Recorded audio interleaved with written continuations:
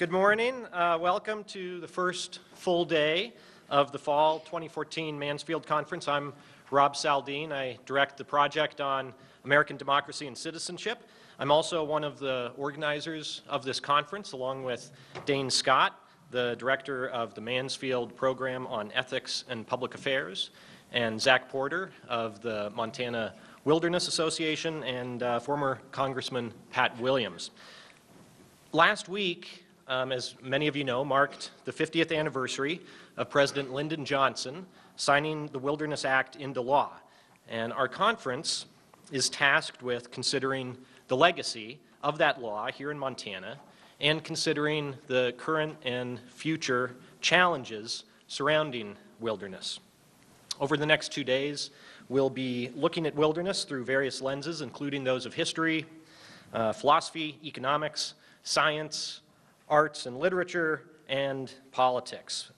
We do have some flyers like this right out at just outside the door at the table there.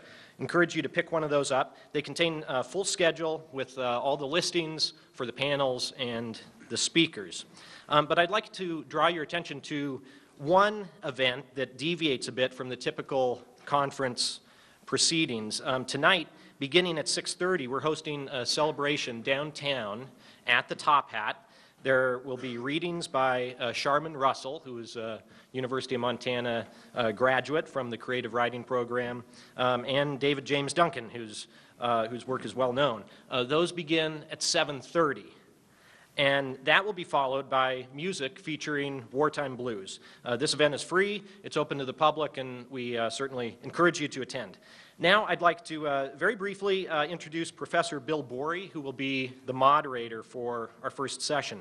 Dr. Borey is a native of Melbourne, Australia, but he's been here at the University of Montana as a faculty member for nearly 20 years. He's published over 40 articles on issues including the meaning of parks and wilderness, and he's conducted extensive field work in Yellowstone, the Bob Marshall, the Boundary Waters Canoe Area Wilderness, and the Alaska National Wildlife Refuge, among many other places. In 2012, the Chief of the U.S. Forest Service presented Dr. Borey with the Excellence in Wilderness Stewardship Research Award. Please help me welcome Dr. Bill Borey.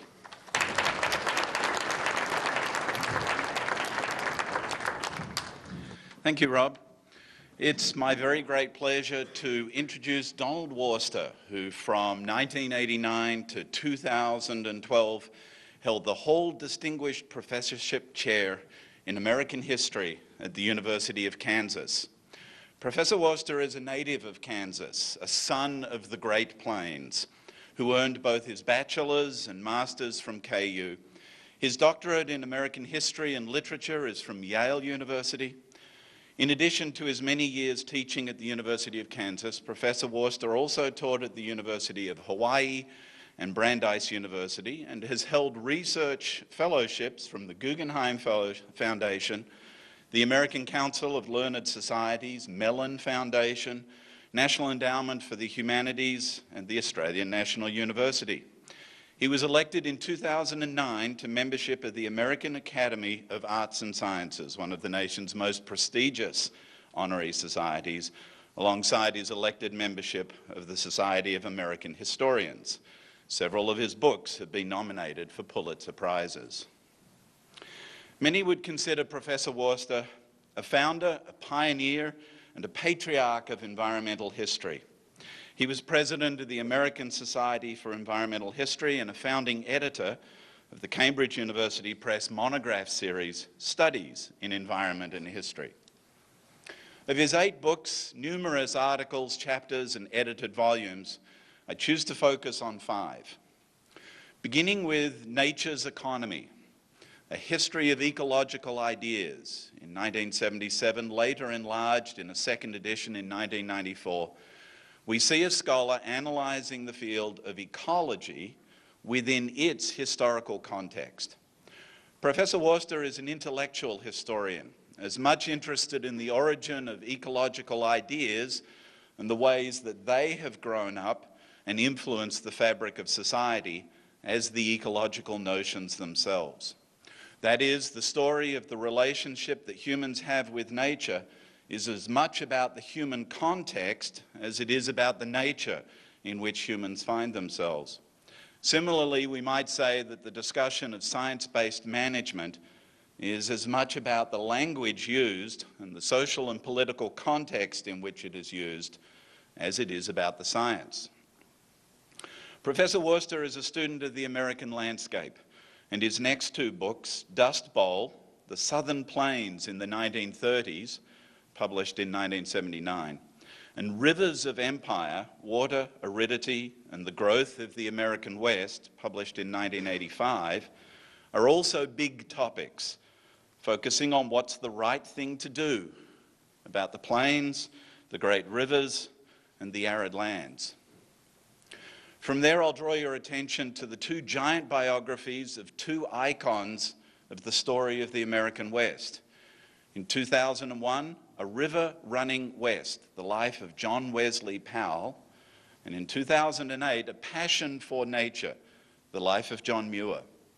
These two gentlemen were visionaries, great figureheads of the conservation movement in the United States. John Wesley Powell is sometimes considered the last major explorer in the lower 48, having voyaged twice down the Grand Canyon of the Colorado River, and also helping found and lead the US Geological Survey, the USGS. John Muir is also quite known for his adventures through the Sierra Nevada mountains in California, his 1,000-mile walk to the Gulf of Mexico, and his explorations of Glacier Bay, Alaska, as well as his efforts to establish Yosemite National Park and the founding of the Sierra Club. But the Worster biographies are not only defining documentaries of these familiar tales, they also ponder the economic, the social, and the political times of Powell and Muir. We see these two as having complex and evolving worldviews, not as one-dimensional ideologues. Worster provides a rich background for the growing up, the nurturing, and sometimes the internally conflicting views that Powell and Muir give voice to. Though both would be considered conservationists, one had a fairly utilitarian or resourcist relationship with nature, Powell, and one had a more intrinsic or ecocentric view. And I don't believe that the selection of these two giants is happenstance. But in the full context of Worster's nuanced and insightful scholarship, even those labels are insufficient. We're very fortunate then to be hearing from Professor Donald Worster. In the last 5 years, he has held the position of Distinguished Foreign Expert at Renmin University in China. And it's partially within that social context that he will talk this morning on wilderness from the American West to the world. Would you please welcome Professor Worster back to the University of Montana and to the 2014 Mansfield Conference, The Storied Past, Troubled Future, the Imperative of Wilderness at 50 Years.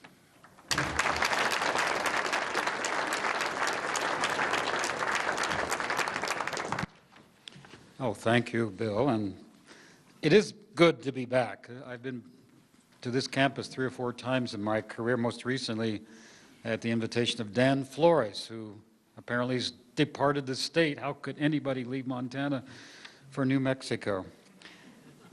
Well, I could leave for New Mexico about this moment. I forgot to bring enough winter clothing, so my teeth are chattering. I say that because if my voice begins to sound a little strange, it's because of the teeth problem this morning. I went looking for a T-shirt in the center of this town, and there ain't anything like that for sale under $30 that I could find. I'm not spending that kind of money for my teeth. Well, in this time of apocalyptic dread, especially among environmentalists and Hollywood filmmakers, I think we should keep 2 large, happy truths in mind. First, nature is in fact adapting and surviving all over the planet, and doing so even in places that have been devastated by humans. Nature is showing what a tough old broad she is. Second, this process of recovery can use our help, and fortunately, there has never been a time when so much money, expertise, and compassion have been devoted to nature conservation all over the earth. These facts should give us hope, constrained, cautious, but hope all the same. They should give us plenty to celebrate in this 50th anniversary year of the Wilderness Act. We live in the midst of a serious environmental crisis, but we live also amidst a growing concern and a greater understanding of the earth. I call this concern the higher altruism, an altruism that goes above and beyond humans, that is ecological in concept and revolutionary in impact. My argument this morning is that protecting wilderness is fundamentally an expression of that higher altruism. But first, let me tell you what I see from my back porch in rural Kansas, and what that seeing has led me to see elsewhere on the planet. Now, I come here humbly. You have to come to Montana humbly when you're from Kansas. I know you look down on Kansas and the prairies and so forth. But bear with me, because I think I have a larger message that Montanans might profit from. First, let me, as I say, tell you about this. I look out on old farm pastures that are going back to native grasses and trees with a little help from me. Beginning in the mid-19th century, the land was cleared for crops and grazed heavily. But in the 1970s, the Army Corps of Engineers arrived to build a huge flood control dam, and in the process acquired nearly 10,000 acres of farmland to protect as watershed. The dam was an expensive boondoggle, but it brought some positive changes. A handful of farms went out of production, and nature began to restore itself under mild human protection. No one planted any trees, but there they are today, an entire forest of native species covering at least half of the core land, a forest so dense and tangled that one can hardly walk through it. Out of the forest have drifted clouds of seeds that are constantly trying to reclaim my property. And after years of trying to slow it down, this takeover, in order to raise a few sheep and a few vegetables, I no longer have the energy or the inclination to do much about it. I'm 73 years old. I give up. Deer, coyotes, beaver, wild turkeys have come out of the regenerating forest, along with bobcats, wild boars, and believe it or not, an elusive cougar or two. This is a rewilding place. Kansas has no designated wilderness. Its rich soils attracted too many farmers who plowed their way to prosperity. Yet even here in this intensely managed state of soybeans, corn, wheat, wild nature is on the rise. Thanks not only to the Corps of Engineers, but also to non-governmental conservation groups, land trust especially, and to people like me, but also thanks to the resilient power embedded in a wild seed. About half of each year I leave my porch and go to live on the campus, as you heard, of a Chinese university, smack in the middle of Beijing among 20 million other people. Snarling traffic jams and sometimes badly polluted air. And despite these often dreary conditions, along with the citizens of Beijing, I eat very well. My main reason for going. Chinese food is always worth celebrating. Can we put that up on the celebration today? Not only is the food good and usually safe, but also we enjoy millions of trees and flowers planted along the city streets and in large new urban parks and far into the hinterland by the Chinese government. Such plantings give me hope that eventually a wilder nature will return even to China. I should interject here that China actually has more land in a state of de facto wildness than the United States. We're the same size geographically, but a couple of surveys have shown that China has as much as 22% of its land without roads, without mines, without any kind of modern agricultural production and so on. The world's most populous country is at last trying to heal its land and protect endangered species, to create large nature reserves and overcome the curse of too many peasants. I love peasants, but this is a country where tigers and elephants once were common everywhere until peasant farmers pushed them out, leaving much of the countryside beaten and silent. Yet after more than 5,000 years of agrarian and now industrial exploitation, China harbors a greater biodiversity of plants and animals than the United States. With the advice of the Nature Conservancy, the country has created a national biodiversity conservation strategy and action plan that aims to halt any further loss of its natural diversity by the year 2020.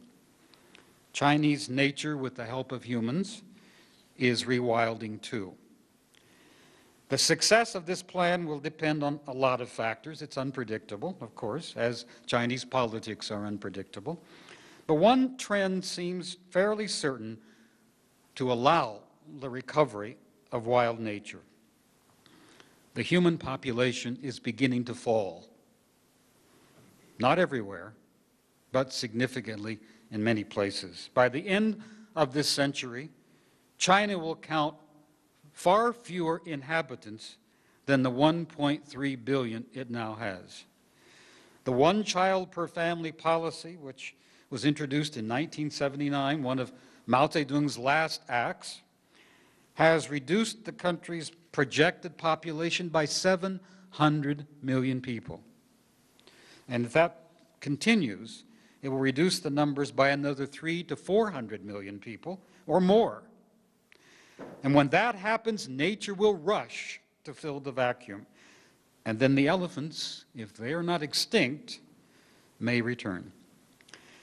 Population restraint will eventually become global, with huge implications for the human footprint that we are making on the planet. The United Nations Department of Economic and Social Affairs has projected a global population peak of 9.22 billion in the year 2072, followed, they say, by a steady state for another century or two. The UN is probably wrong on that prediction. We may never reach a steady state. A couple of scholars in Vienna at the Institute for Applied Systems Analysis argue that a massive demographic decline, not a steady state, may lie in our future. Europe's fertility rate has already fallen to 1.5 children per woman.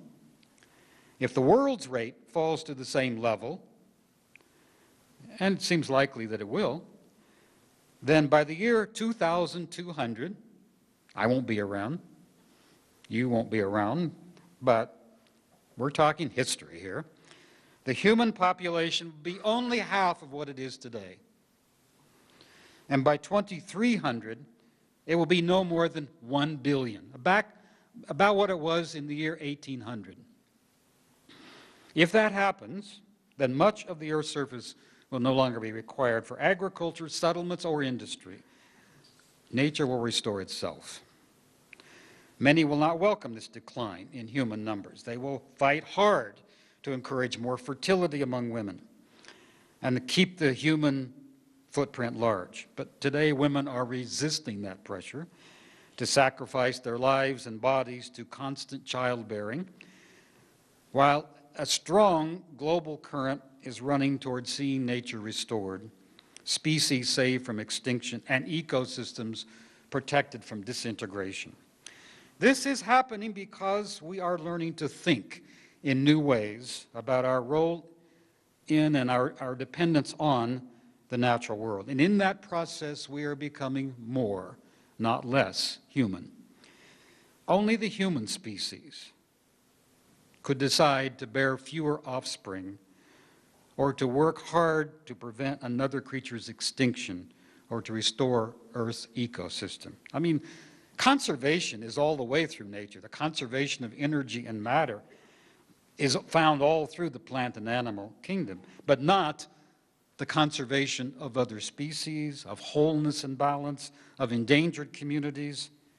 Those require a process of learning that no other species can achieve.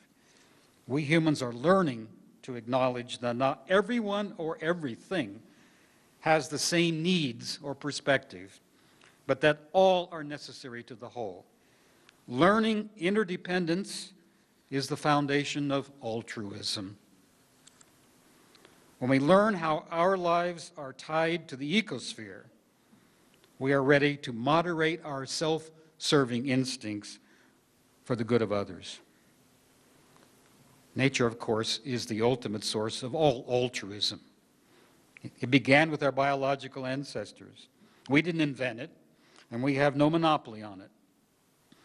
The great theoretician of evolution, Charles Darwin, understood that contrary to the law of competition and natural selection, an individual organism may sacrifice itself for the welfare of another. Why? How? That a mother may sacrifice her life for her offspring, or an ant to save its colony.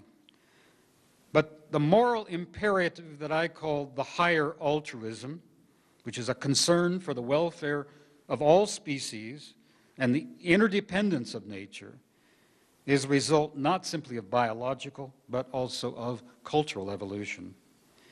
The Wisconsin conservationist Aldo Leopold called it the land ethic. Today we might talk about not simply the land ethic, but our responsibilities to water, air, biodiversity, wildness on the planet. Planet Earth, we have learned, may not need us in the long run.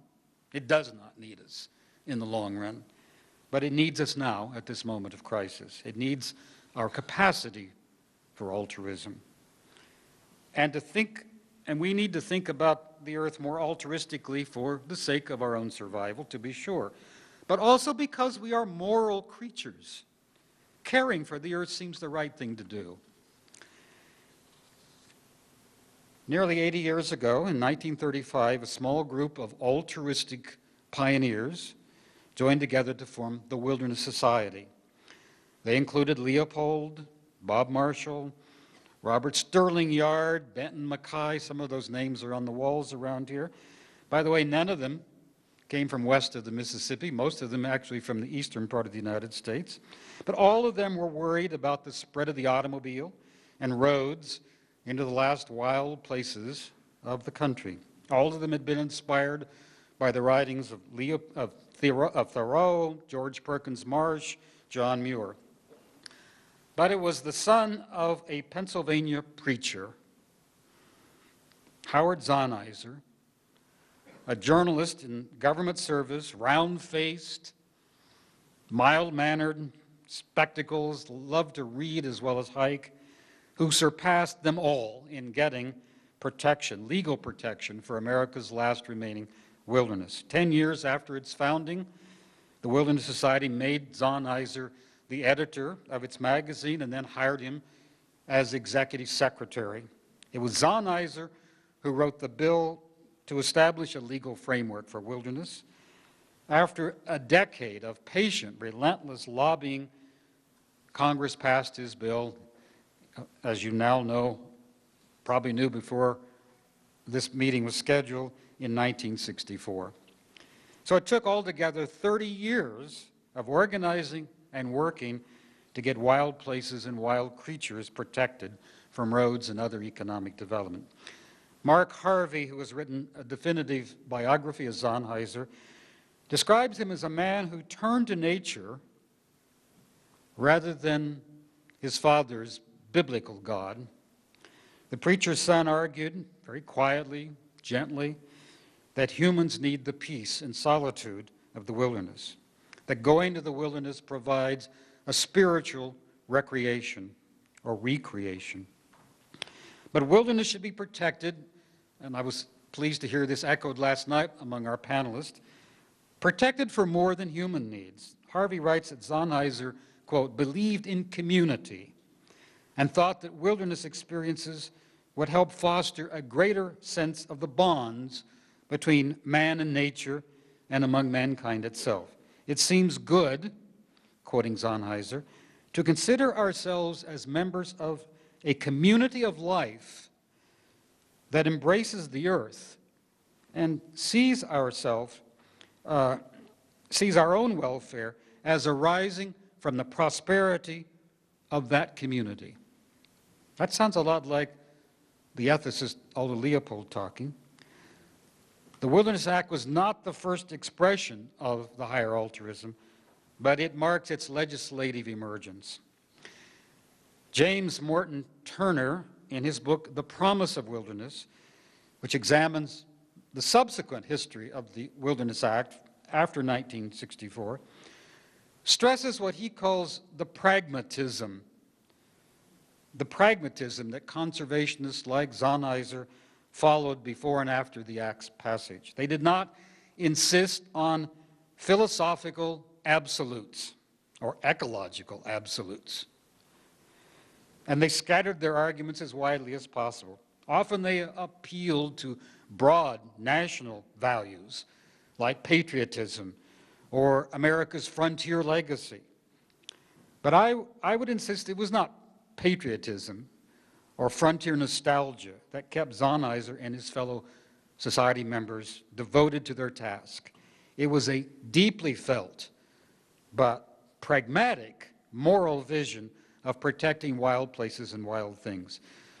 You heard also last night the Act went through more than 60 revisions before it gained the approval of Congress, as well as many conservation groups that weighed in, most of them still thinking in utilitarian and anthropocentric terms. Sennheiser was eager to get votes wherever he could get them, and he used whatever appeal seemed to work.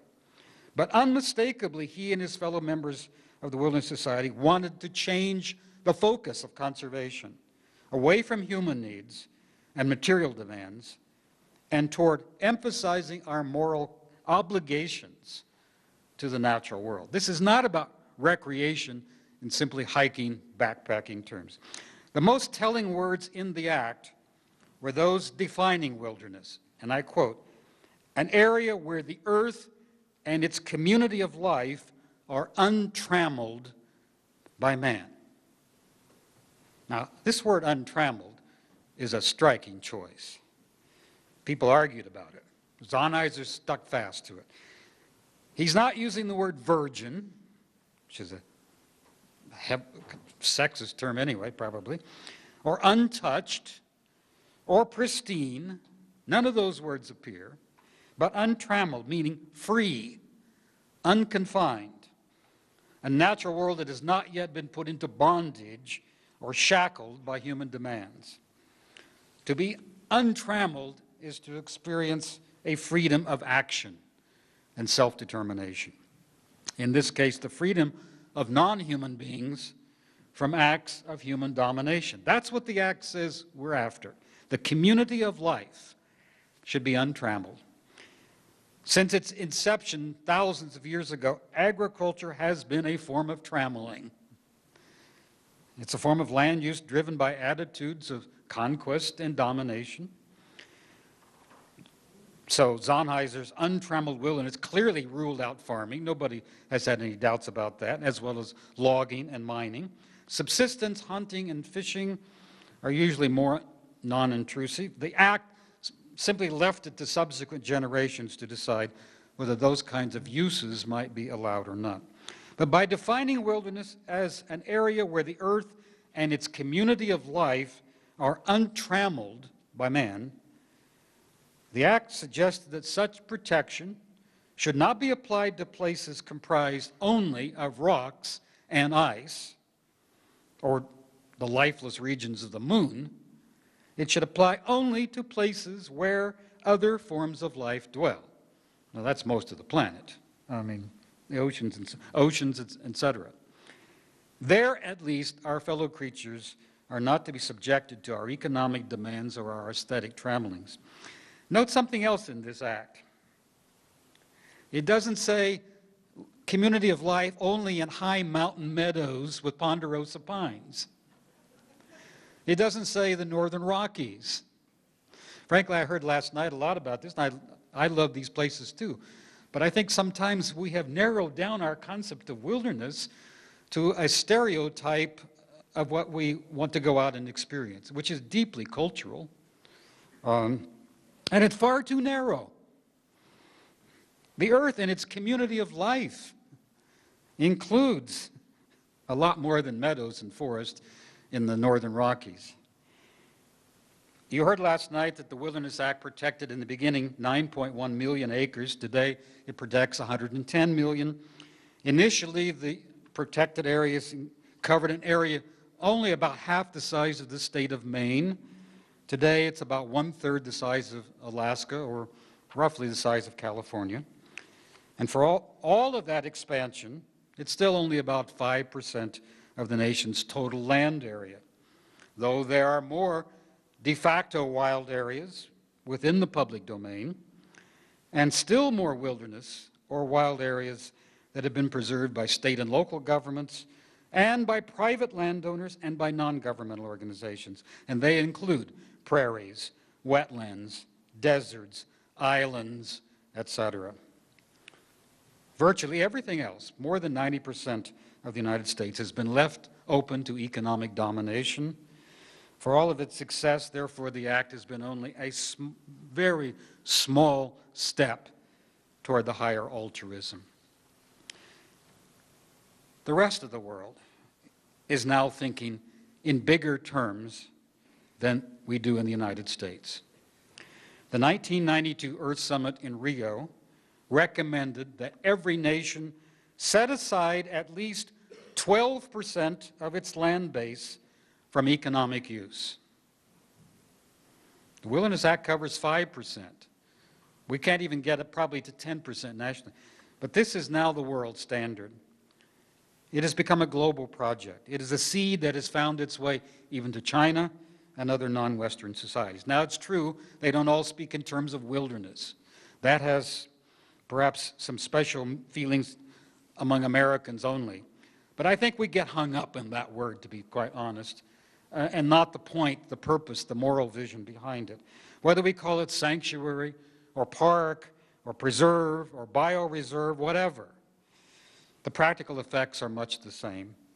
More and more land and even parts of the oceans are coming under legal protection and free from economic exploitation. So I would suggest that we need a more global, inclusive language, and we need many languages that essentially bear on the same moral vision.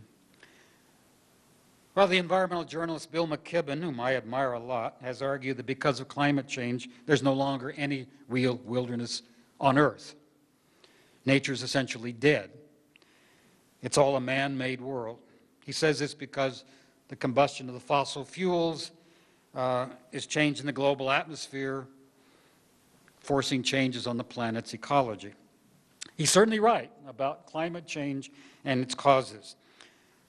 But we don't know yet how nature will handle the increase in carbon dioxide, or how easily plants and animals will adapt and move, reorganizing themselves as they did during other epochs of climate change.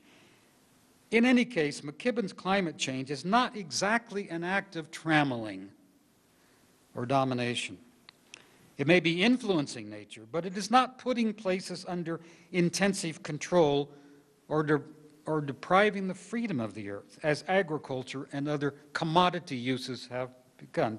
So perhaps more helpful than as a metric than climate change is how much of the biosphere's production of biomass is being deliberately diverted to support human life.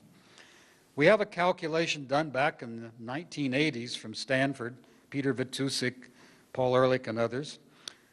Out of 224 petograms of biomass produced on the planet each year through photosynthesis, they calculate that humans and their livestock directly consume only 7 petograms. That's trammeling at its most extreme. If we include all the environmental effects of cities, croplands, plantations of trees, pastures, then humans could be controlling or trammeling as much as, they say, 40% of all terrestrial, not non-oceanic, net productivity. Other scientists since then have calculated that may be too high. It could be more like 10%, anywhere from 10 to 50%. Even these higher levels, though, would seem to leave a lot of room for untrammeled nature. Protecting wild places and wild creatures was a popular idea back in the 60s. We heard the vote last night from 1964 in the Senate, which went first 73 to 12. Only 12 senators voting against Sonnheiser's bill. In the House of Representatives, the vote was 374 in favor, and only one against, that guy from Texas. James Turner, in his book, demonstrates pretty clearly that, yes, this was a bipartisan moment, but over the last 50 years, the Democratic Party has been far more friendly to wilderness than the Republicans all along. But that was about as much a bipartisan consensus as democracies ever get.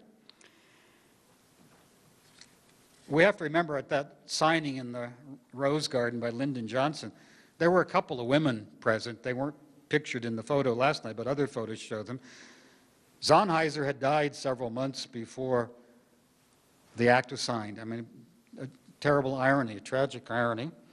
And the former society president, Otis Murray, was also dead. Their wives were invited to that meeting and honored for their own and for their husbands' achievements.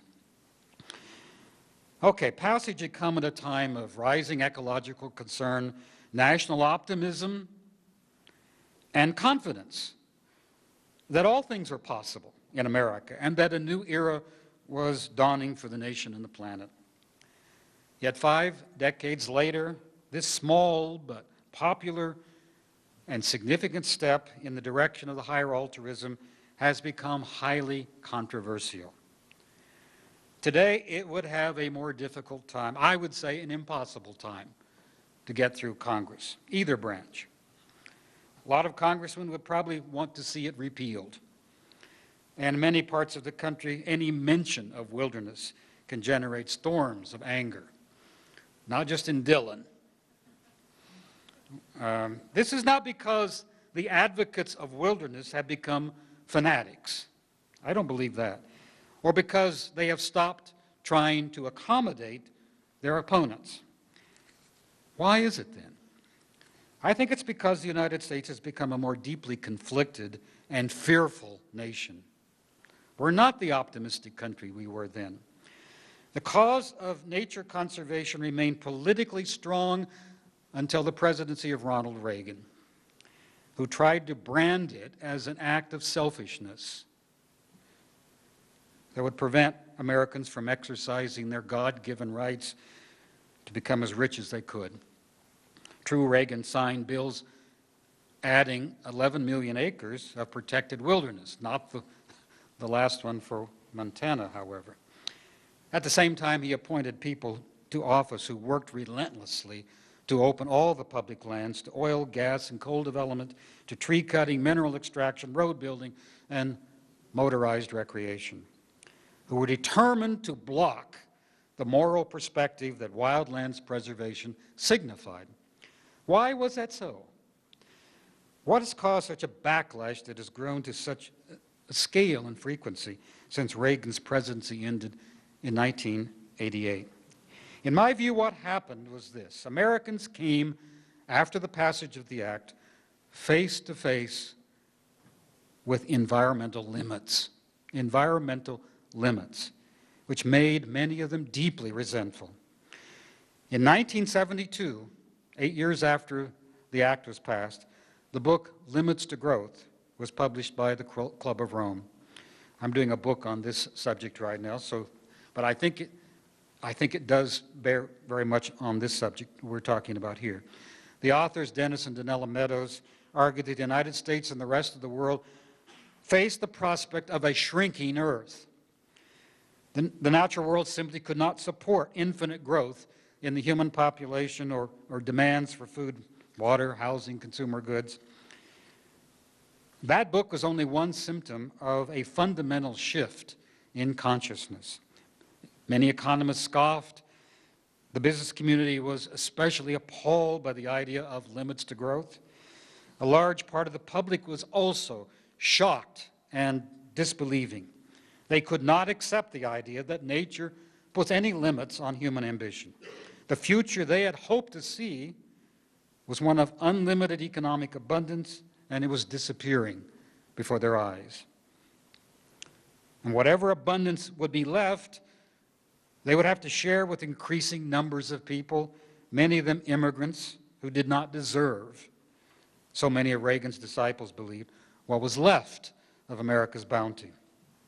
Reagan based his successful 1980 presidential campaign and his even more successful 1984 re-election campaign on restoring the idea that America was a land of plenty. He told an audience of Southern college students this: "There are no limits to growth because there are no limits of human intelligence, imagination, and wonder. In this vast and wonderful world God has given us," or to the oil companies, "it's not what's inside the earth that counts, but what's inside your minds and hearts, because that's the stuff that dreams are made of, and America's future is in your dreams." So, let's restore the dream of free enterprise and everything will be back. Well, you know, for all his political success, it seems to me Reagan did not allay completely the fears of a shrinking planet and of a coming redistribution of resources that natural limits would force on us. Two critics of the modern environmental movement have bitterly lamented this. They say, "The idea of limits to growth still retains a hold on the public's imagination." This fear of a rising population and a shrinking earth have become more intense since Reagan's presidency.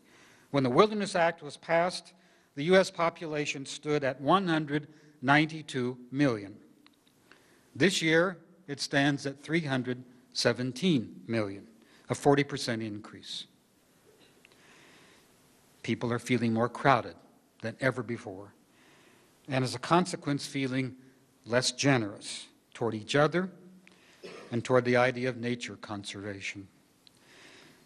This mood of resentment toward nature conservation is also spreading among people on the bottom ranks of society and their supporters. Conservationists, we are told, lack a sense of social justice. They want to protect nature from exploitation, not only by capitalist ranchers, oil companies, and real estate developers, but also, we are told, by those who are relatively weak in terms of power or money, whether they are American Indians or peasant farmers in Africa. Wilderness preservation now is seen as an aggression against vulnerable people. To exclude those people from any part of the natural world, some argue, is to deny people their intrinsic rights and to collude in their mistreatment. Both kinds of anti-conservationist thinking, which have gathered power over the last few decades, over the last half-century, I want to emphasize, offer real and serious moral visions of their own. Both are based on an older anthropocentrism that once ruled human thinking. One group wants to set individuals free to pursue their private economic ambitions to get as rich as they choose. The other group wants to liberate the poor and the working classes from deprivation and to give them resources they need for self-advancement.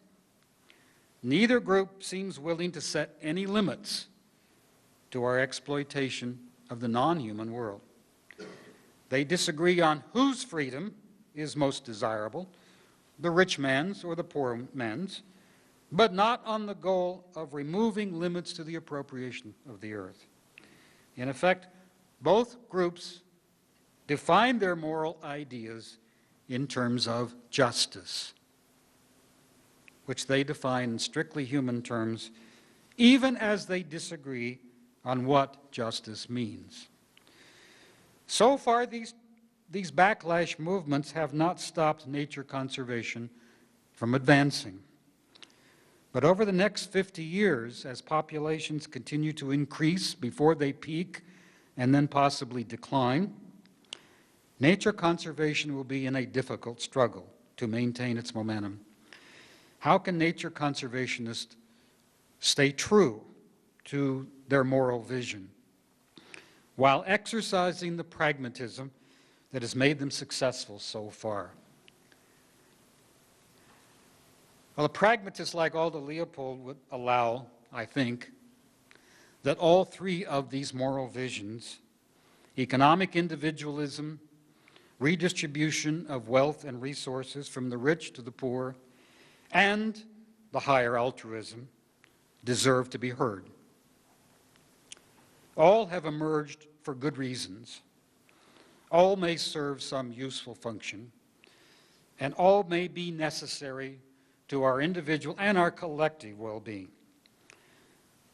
He would add, however, and this is, I think, extremely important for all of us in this room, none of them is absolutely true or deserves exclusive authority. The moral pragmatist would grant that social justice is an important principle of modern ethics, even though it is notoriously vague and it lacks consensus. So also is the ethos represented by economic individualism. It too has a certain claim to legitimacy, though once again it is loosely defined and resists any constraint. And likewise, the pragmatist would argue that wilderness preservation, the preservation of nature, nature conservation, is an urgently needed ideal, even though it too often lacks clarity, breadth, and may demand too much. Preservation is a rational, moral response to a shrinking planet in a state of global crisis, including mass species extinction and ecosystem destruction. But it is not the only moral value that we should take seriously. The pragmatist would ask, why can't we accept all of these visions and work toward finding a balance among them, where no one claims absolute truth or demands exclusive authority? But let's face it, such pragmatism does not come easily to a species that has a long record of fighting, sometimes fanatically, over different ways of thinking. And I would suggest that all three of these moral visions have their fanatics. Right now, in the United States, the imperative of economic individualism holds the strongest hand politically, while the imperatives of social justice have achieved a considerable power. In contrast, the moral vision behind nature conservation is still weak and defensive. It is younger, it's more vulnerable, and it's more radical. Realistically, it cannot expect to become equal to any of the others anytime soon, and no one should ever expect it to replace them completely. Conservationists should support the idea that humans have a right to appropriate enough resources to live in modest numbers and with modest consumption. The higher altruism cannot succeed if it tries to deny human needs completely. But then conservationists should ask others, how far can we go, and how far should we go in protecting the freedom and autonomy of life transcending our own? Altruism of any kind requires a sacrifice of oneself or one's group for the good of some other unit. Sacrifice can hurt. It can cost lives. When we preserve a mountain forest, a lake, an ocean, a grassland, a wetland, we're not imposing any profound hurt, but we are imposing cost on ourselves and on the human community. Those costs are supposed to be fairly distributed among all citizens, When the international community agrees on preservation goals, it imposes costs that are or should be shared across national borders. Probably no conservationist would argue that those costs should be paid by the poorest and weakest, but rather should be paid mainly by those who can most easily pay them, the rich people and the rich nations. Such a careful distribution of conservation costs across the social ranks and geographical borders of humanity has not always been practiced in the past. Sometimes a few have had to bear the cost by sacrificing their basic livelihood. That's not right. Yet it must also be said that it's not always easy to decide how cost should be calculated and distributed. Have the Blackfeet of Montana, for example, been unfairly compensated for their loss of lands incorporated 100 years ago into Glacier National Park? Have villagers in India been unfairly compensated for yielding their land claims to save the tiger? Have farmers been unfairly saddled with the cost of preserving habitat for migrating birds? Have mining companies been poorly compensated for giving up legitimate claims to minerals in order to save endangered ecosystems? Do parents have an absolute right to demand natural resources for all the children they decide to have, for 3 or 5 or 10 or more children? These are not easy matters to decide. Unless we do so in a spirit of pragmatism and tolerance, the cause of preservation will be resisted. Perhaps we need a better, fairer way to make such determinations. Say, an international court charged with distributing fairly the cost of preserving the world's wild places and threatened habitats. I know, international court, not an American idea. But only those who reject completely the moral vision of nature conservation think there is nothing left to do. They talk of the earth as though it were a thoroughly managed environment, a man-made artifact where nature no longer exists. This is a reductive and it is an absolutistic way of thinking. It is blind and indifferent toward the wildness that still exists, toward the demographic changes occurring in the world, and toward the resilience of organisms to recover and survive. The higher altruism, and I want to emphasize this point, does not require us to follow an impossible standard of Edenic purity. It never has, and it cannot do so in the future. You may have your Garden of Eden idea, but if we adhere to that kind of thinking, then we will not preserve wilderness or wildness on this planet. It does require us to care about any and all life that transcends our human demands and expectations. Thinking in the American West, thinking in the United States, thinking in the world has progressed considerably since 1964.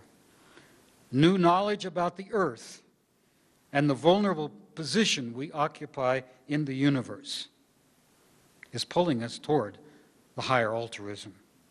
More than Leopold or Sennheiser or Rachel Carson ever could have done, we can literally see, with the aid of cameras in outer space, just how small and how vulnerable this planet really is.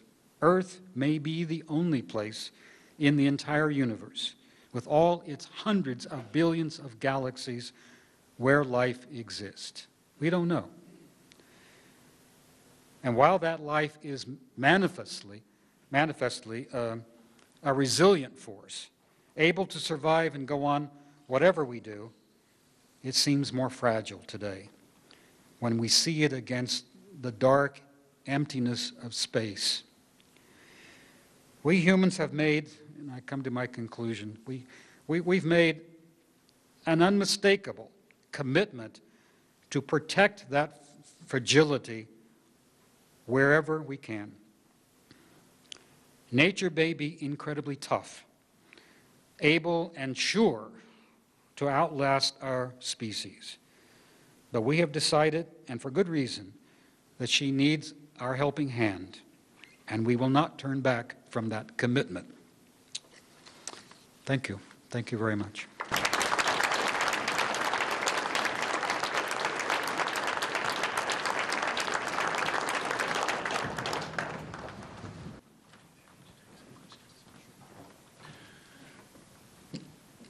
A provocative talk.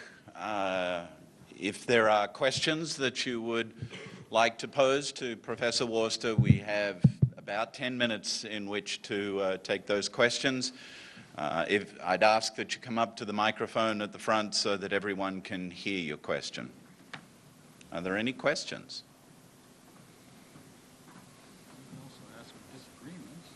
Mm-hmm.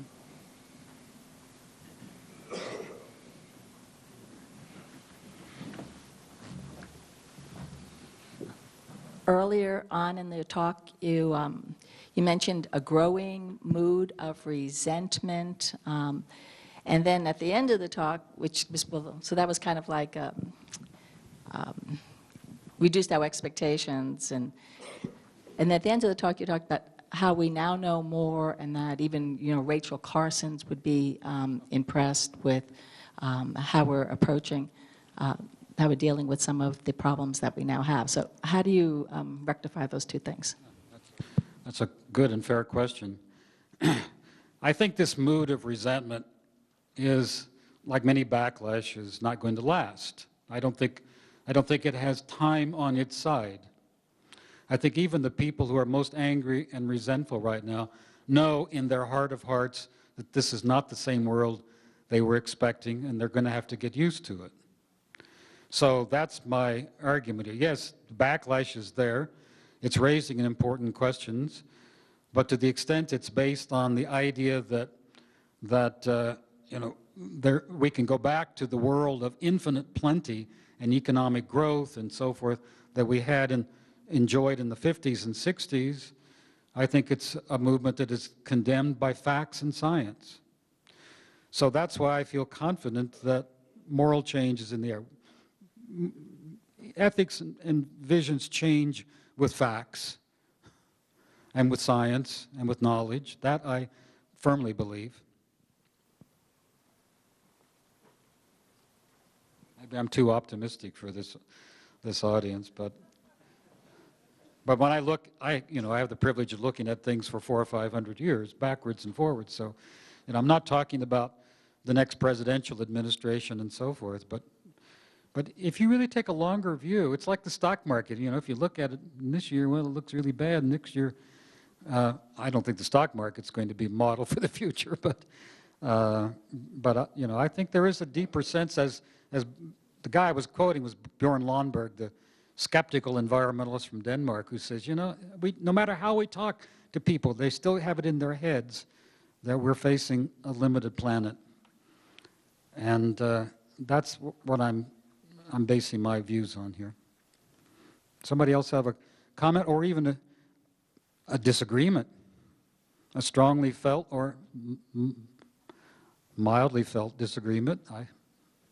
That's what I think this forum is for.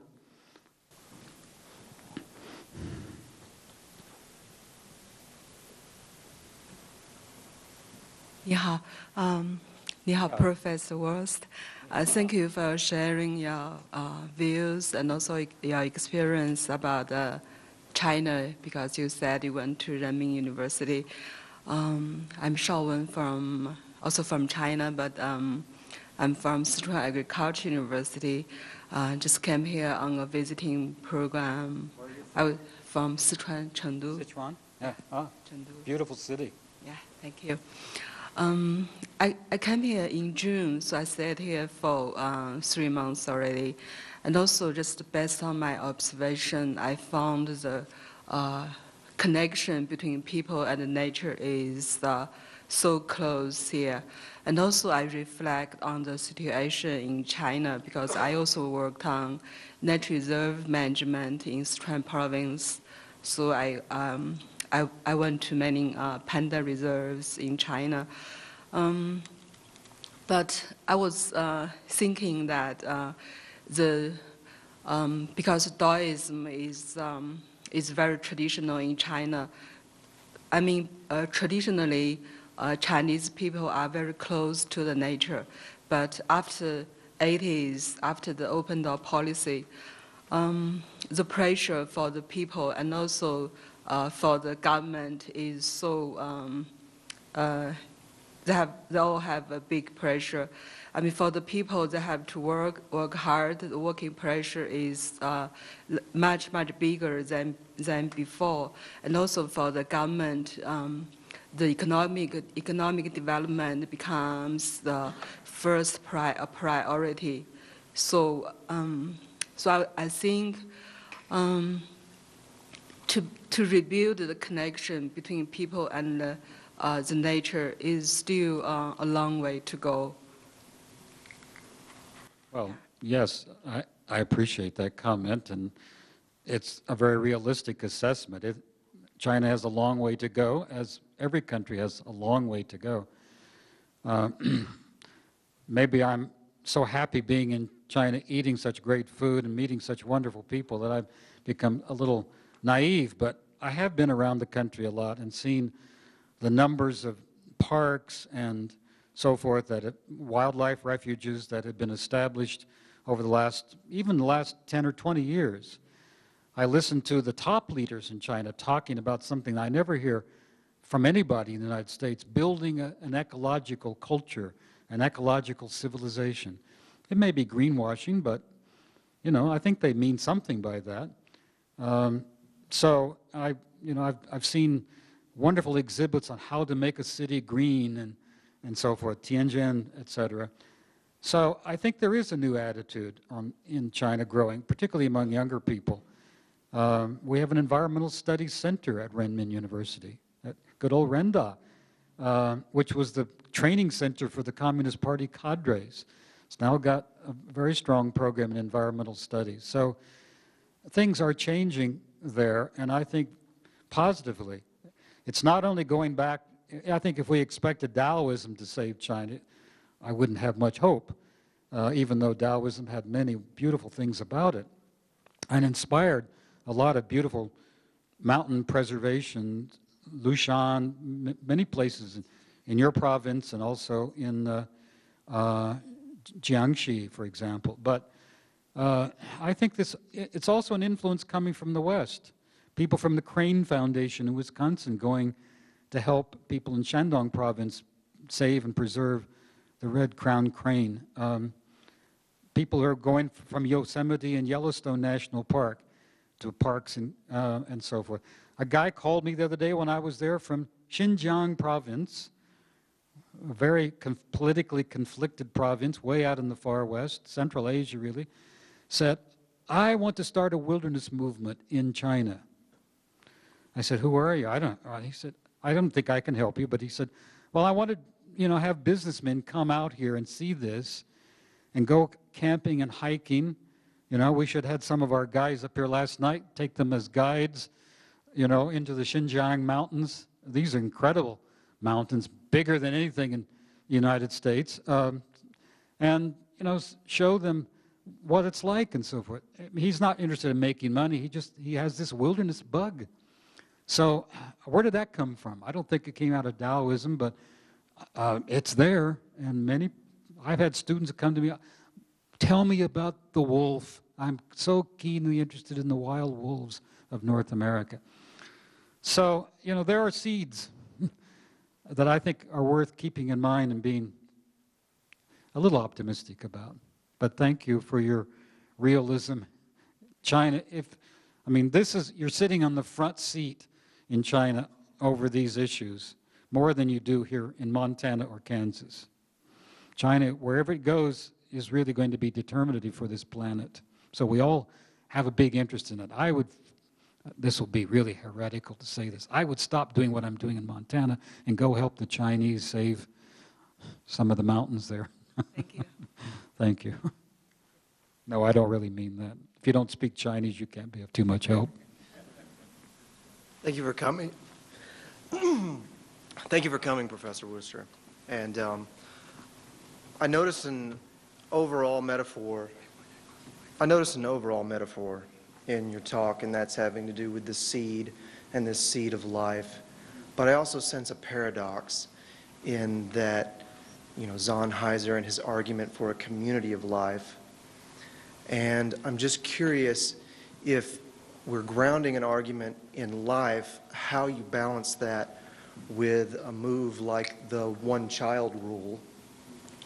And then my question then is something like the one-child rule, is that higher altruism based on your thinking?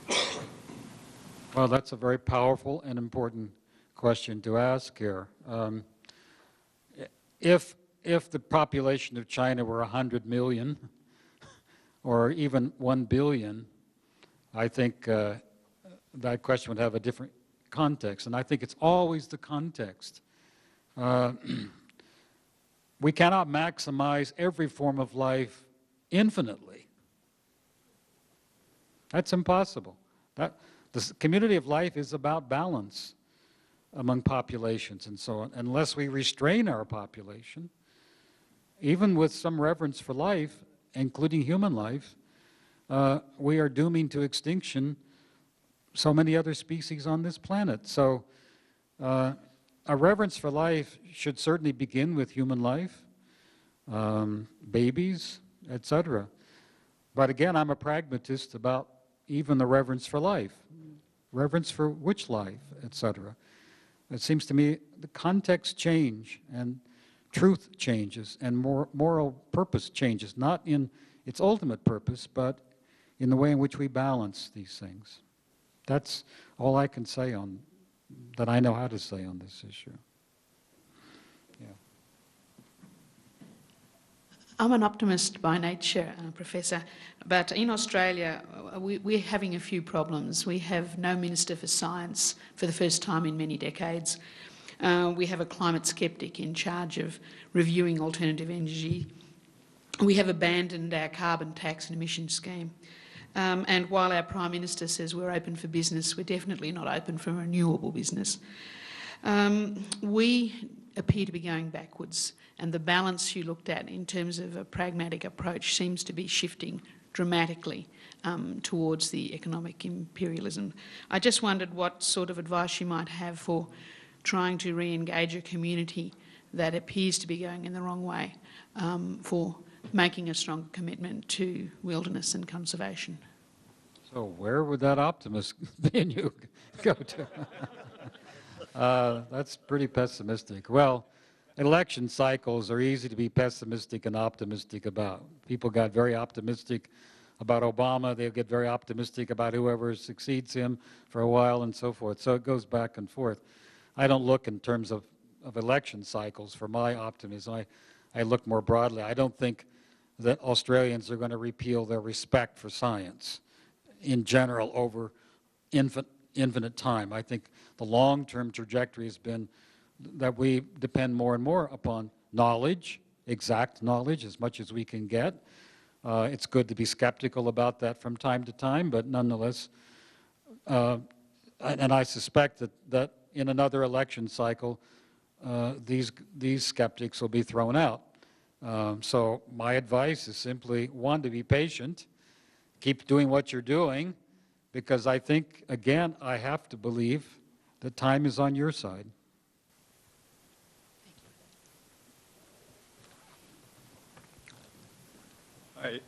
Hi, thank you for the excellent context you provided. It's really very thoughtful and gives us a lot to think about. I spent a lot of time in local grassroots conversations about potential new wilderness areas. In Montana, we're having these dialogues all over with a lot of local folks coming together, thinking about new additions to the wilderness system. A lot of times those dialogues get pretty entrenched in personal use, personal preference for recreation use, motorized versus non-motorized. Kind of becomes pretty personal about what will this do to my use. How do we encourage, lead, motivate folks to kind of pull back and have that more broader community thinking and think more long-term, broader, altruistic? when their daily lives are pretty entrenched in, their use of these areas? Oh, tough one, very tough. Maybe we should bring in the philosophers. Well, we will in a minute, to tell us how to articulate these. My own quick answer would be, first, we need to expect people to behave better than that.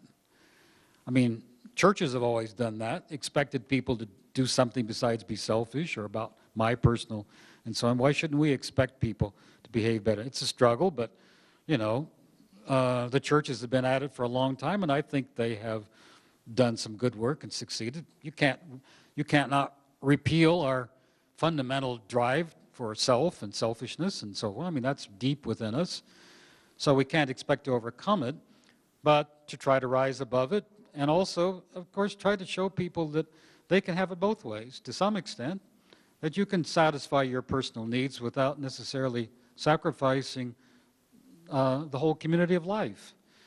I think people are open to that. They don't know how to do it often in a practical way, but I have seen deep surveys made by anthropologists of various interest groups in the United States. It was published some years ago in a book out of MIT Press that looked at loggers in the Pacific Northwest, dry cleaning shops in LA, where they were having a lot of problems with disposing of toxic waste, Earth First people, on and on and on. They looked at all these discrete groups and they did deep surveys into their thinking about these issues, and they found a remarkable consensus. All of these groups overwhelmingly believed that nature has rights. They acknowledged that. Maybe not as good as my right at the moment, but there was this broad agreement on those kinds of issues. They disagreed on a few things. I mean, most loggers didn't go along with vegetarianism, those sorts of things. But in terms of whether, even among the people who are most involved in cutting down trees, mining, and so on, they were finding that there was a broad consensus, which I don't think you would have found 100 years ago in American society, perhaps. I don't know. Hard to know. But so I suspect even in the people at the grassroots you're talking to, they do acknowledge somewhere that this is a moral claim. And they want to see these things, and they want to know that they're protected and safe. But, right now I've got this thing I want to do. This is my job. This is my work. So, first trying to understand where they're situated, and knowing that they do very likely, most likely have within them a broader moral concern is a starting point, I think, for continuing these conversations and persisting in them. Yeah. Perhaps just one more question. Professor, as you know, coal is a big issue here in Montana, and much of that coal ends up in China. I heard a professor here at the University of Montana say earlier this year in a public meeting that the new 5-year, or perhaps it was a 10-year plan in China, is to phase out the use of coal. And my question for you is, do you think the Chinese leadership is serious about this, in your opinion? Well, I think they're very serious about phasing out and getting rid of coal around the big cities, which are suffering from air pollution problems. My concern is that they'll just move these. It's mostly coming from electric generating plants. That's how they get their electricity in China. The alternative so far has been hydro, like Three Gorges, and they deserve to have electricity in China as much as you or I have it. So coal is all they've got, and coal in the winter to heat water to keep warm. And it's cold in Beijing in the winter, believe me. Very, very cold. And so I'm in favor of staying warm. They don't have many options, but I think they're pretty serious about, they have to be, because they're going to have a political revolution on their hands if this air pollution problem isn't solved, and it's now in every major city. If they simply move these places into the countryside and let all that stuff waft over to the United States, they're going to be in international hot water. So I think they are serious, but they did project at one point they were going to start building new coal power plants every week. But they're also investing more in solar energy than any other country on the earth, wind energy. So China's trying to cover all of its bets at once and go forward on all fronts at once. I don't know how serious. I've never talked to Xi Jinping personally. I don't know. I can't probe the man's mind and know how serious he is about these issues. But my feeling is that they are very getting to be finally very concerned about coal burning, and that markets for coal in the future in China are going to dwindle as it should everywhere. We shouldn't be burning coal. Not until we figure it out, if we can figure it out, to put the coal back into the ground somewhere, and I don't think we're going to do that anytime serious. The Chinese are also lined up to buy, you know, the oil sands, the shale oil, or the sands oil from Alberta. I've just been up there on the Athabasca River looking at those issues, and that's going to dwarf coal if they have their plans, they in Venezuela. So we better be worried not only about Montana coal, but about oil sands. Well, that was, I'm told, the last question. Thank you for your questions, and thank you for your attention and chance to come here. Thank you.